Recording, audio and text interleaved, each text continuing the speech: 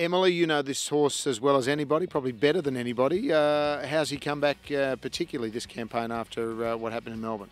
Really well, yep, couldn't be happier with him. He's working great at home and we're looking forward to an exciting autumn. You ride the horse track work, obviously first on the track this morning, I understand.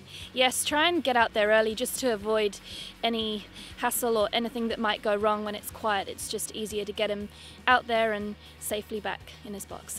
Well, we saw him, he's obviously a bit colty, as all boys are sort of in the horse world. He's very much knows that he's the king of the world.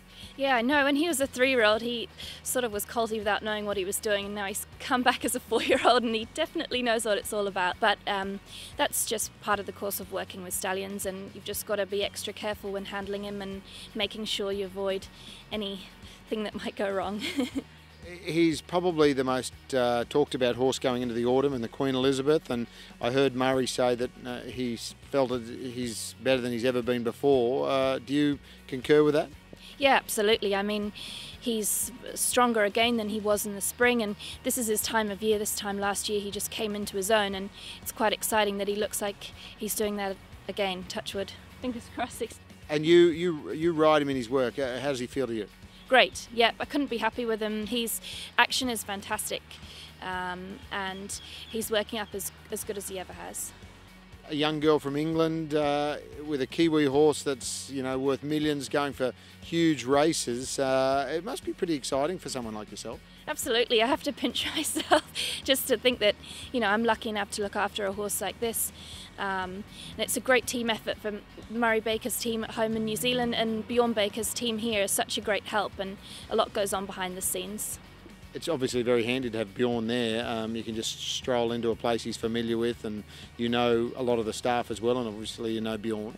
Yeah, exactly. I mean, both myself and the horse settle straight in here. We know the routine, and everybody's very helpful in making sure we've got everything we need. Any superstitions from a strapper's point of view when you're taking the horse around? Not really. I just hate change. I hate when things change out of the routine. I think that's I just like to keep everything the same all the time. That's my main thing. Other than that, I try and avoid superstitions. You were at Royal Randwick last year on Black Caviar Day when he won the Derby, of course, and won it so convincingly. This year we've got a $4 million race with called the Queen Elizabeth Stakes, with the Princess Royals, or the Royals coming out to make the presentation. It's as exciting this year, isn't it? I know. It's just so good for racing. There's so much support now, and it's really good as a sport on the improve, and everybody's getting involved, and it's very exciting to be a part of. What about from an English perspective, winning the Queen Elizabeth Stakes, potentially beating the Queen's horse, and maybe having the Royals out here to present? Well, we'll just have to wait and see about that, but it would be very nice, that's for sure.